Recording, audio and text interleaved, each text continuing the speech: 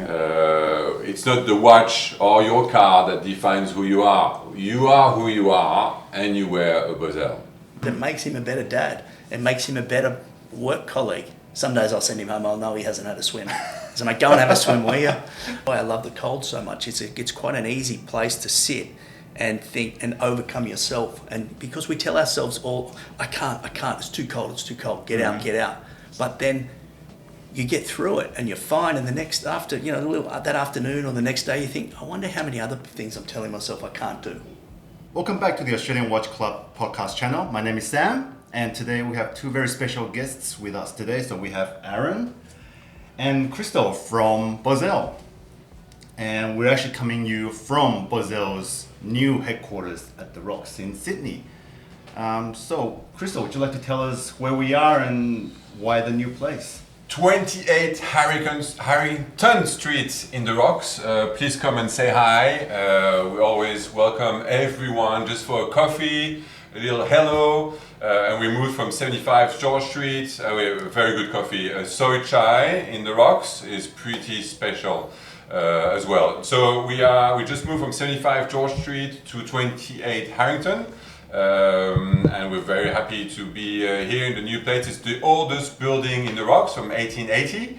And you can see around, it's pretty special, and we're going to make it our home for the next years to come.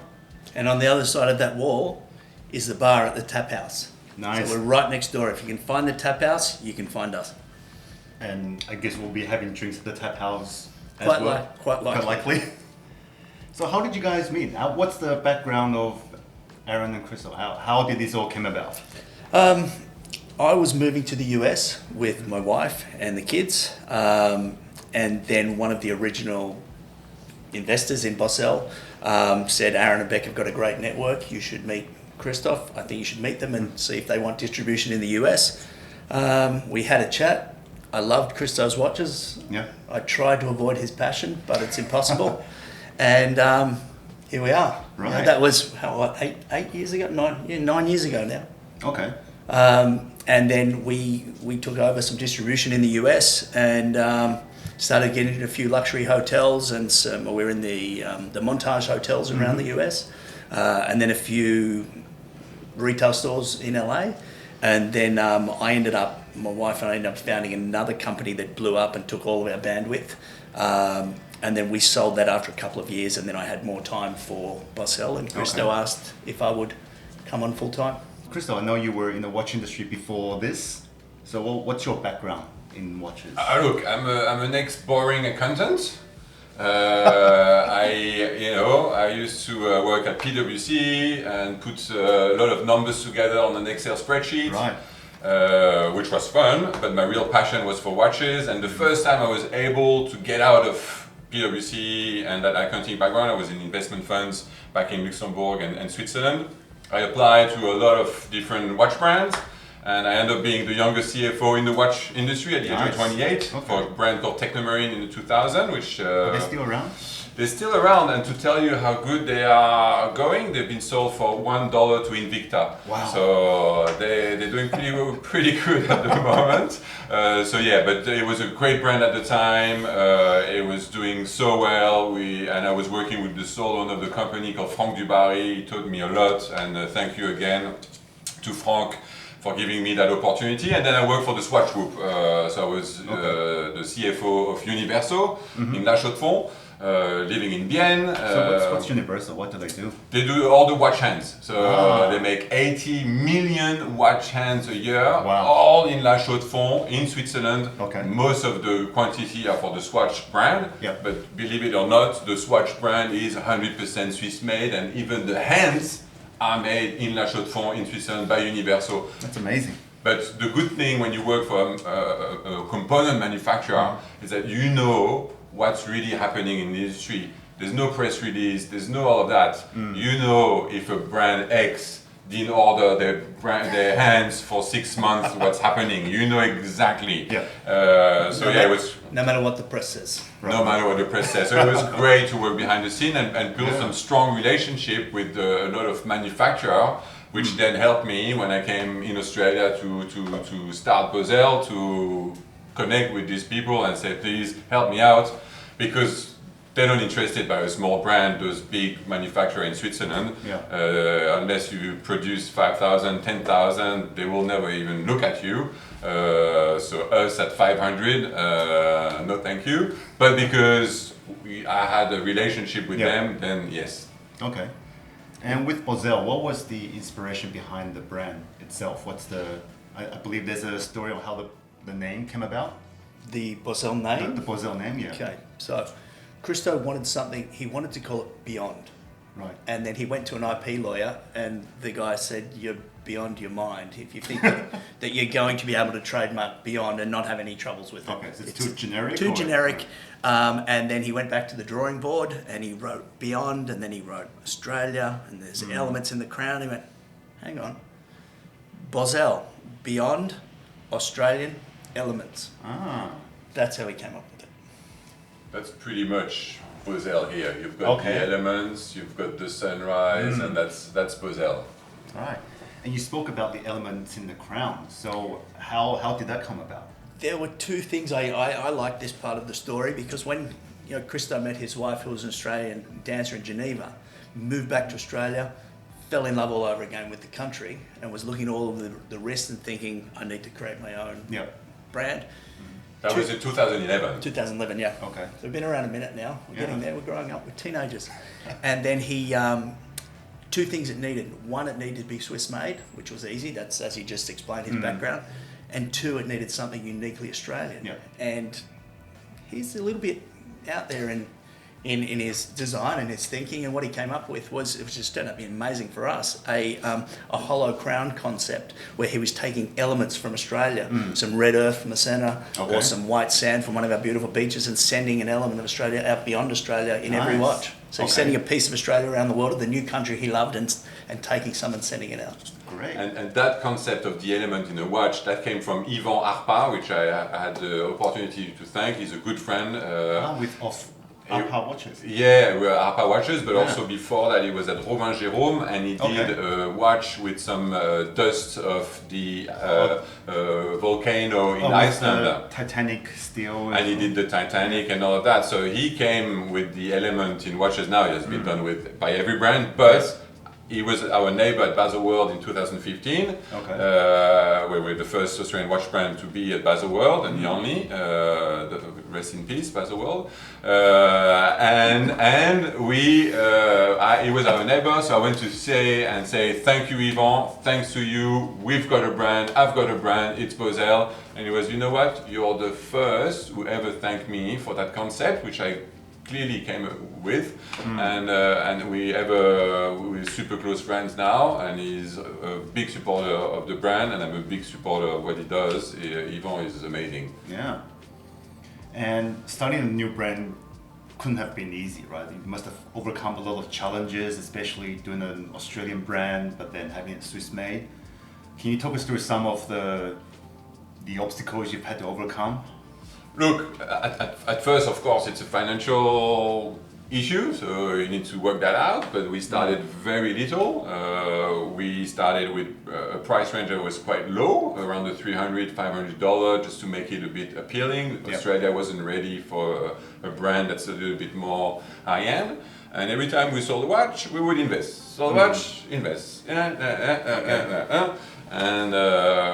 yeah, it's not easy. But one day, there's been an article in the Sydney Morning Herald. Right. And he brought us $100,000 on the bank account, which I thought it was a lot of money at the time. So I resigned of my job at the time, and then, like every entrepreneur, was up the cliff, and you jump, and you try to build the plane as you fall, and you hope that it does that, and it did. Right. And speaking of planes, you've had some partnerships with the Australian Air Force, or the official watch for the Royal Australian Air Force. Yeah.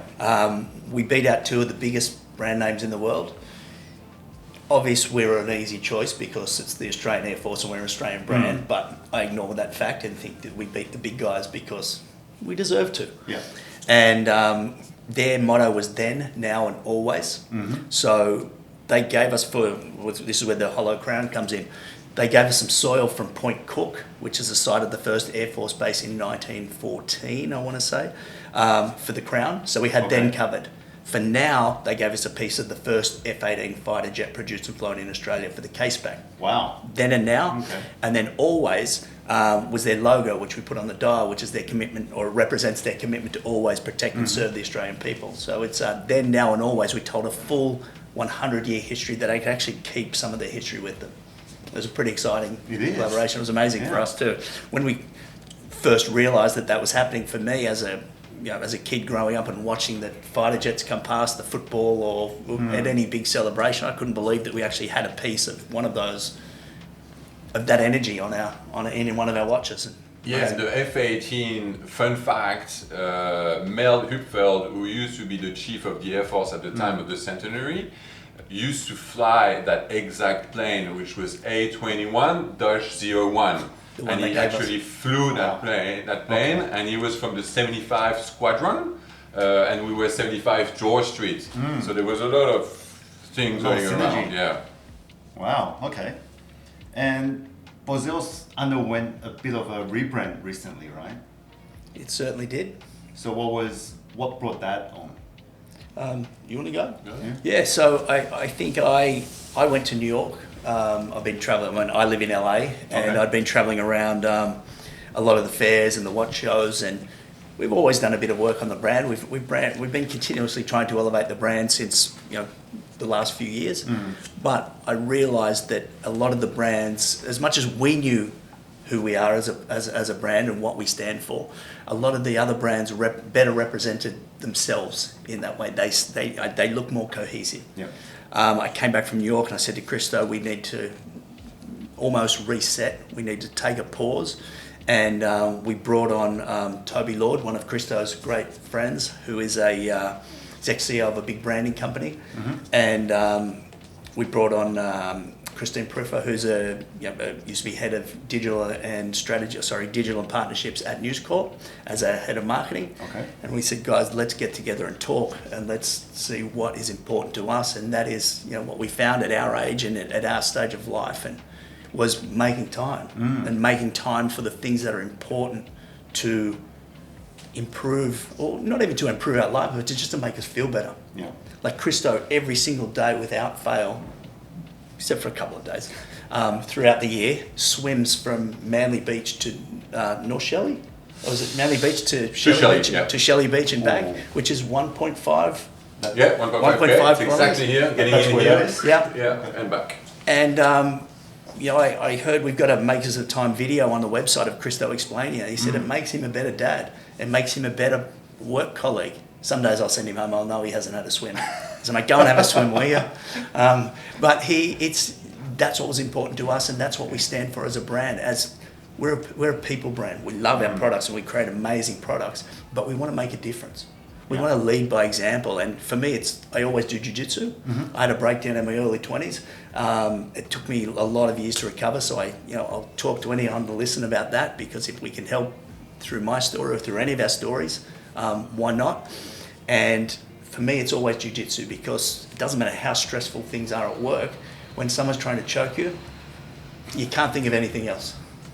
It's quite, believe it or not, it's quite peaceful. And for Christo in the cold water in the ocean, he's just, you switched off and you're just in your flow, and it's beautiful. And to your point, all the watches could go to the moon, or they can go deep in the ocean. They all can do that. I mean, let's face it, we're all made in most of the same suppliers. We're all sharing the same suppliers. But what makes us different is the Makers of Time concept. It's not the watch or your car that defines who you are. You are who you are, and you wear a Bausele. That's a great philosophy. And if you want to go to the moon and you want to take a Bausele, it'll get you there. It'll work just as well as any other watch on the moon. We just don't spend millions of dollars advertising to say, hey, we're the first on the moon, or we've been to the bottom of the ocean. But we will spend nothing on diving into Lake Geneva in 6-degree temperature. I saw your coverage on that, and I believe Christo, you were a bit hesitant after the first day, and then I think Arron, you point a phone at Christo and say, all right, you're live on Instagram. You come back out now, was that? Yeah. No, the first day, really, I was like, what is going on? It's 7 a.m. Geneva is just waking up. The lake is 6 degrees. I didn't, and outside it was what, around zero? Yeah, zero. First day was 0 and 6 degree temperature. Yeah, so it's zero outside already, you're naked and swimsuit of course, but you get in and it's 6 degrees and I thought that was mad. Second day I got in, I was like, I'm gonna get out. And he pointed the camera on me and it was Instagram Live. And I was like, okay, I have to stay now. Okay, get out. You want to get out, you get out. I didn't want to lose space, so I stayed in and I was like, okay, that's not fun when it's time. But then you got through it. I got through it, and then the third day I loved it, and I ended up swimming with the regulars there, Okay. and it's the whole thing. We're part of a community.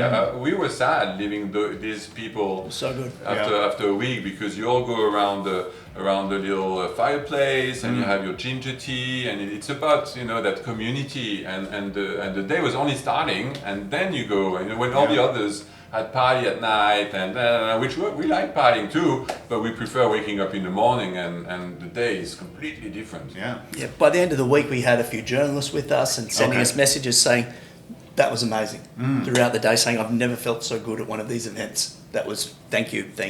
Great. Oh, it's very different to the usual drinking and partying till the For early sure. mornings, But and then waking up the next day and you still had to go to your appointments. Absolutely. And that's what the whole Makers of Time thing is. There's an element of it where you I knew Christo wanted to get out. Yeah. I knew he wanted to stop.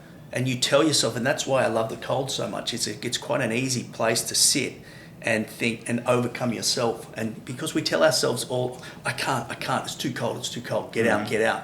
But then you get through it and you're fine, and the next that afternoon or the next day you think, I wonder how many other things I'm telling myself I can't do. Right. And you start to look and become aware of them. So for me, that was one of the biggest things that I love about our Makers of Time thing. It helps us just gently challenge ourselves to see, can we do this or can't we? Okay. Or is it just a habit that we're telling ourselves we can't? Yeah. Thank you very much for taking the time and making the time to do the podcast. Thanks for having us. Yeah. And so thank you everyone for watching. Thank you for your support. Please like, subscribe, share and comment if you'd like to see more of these sort of in-depth interviews with brands.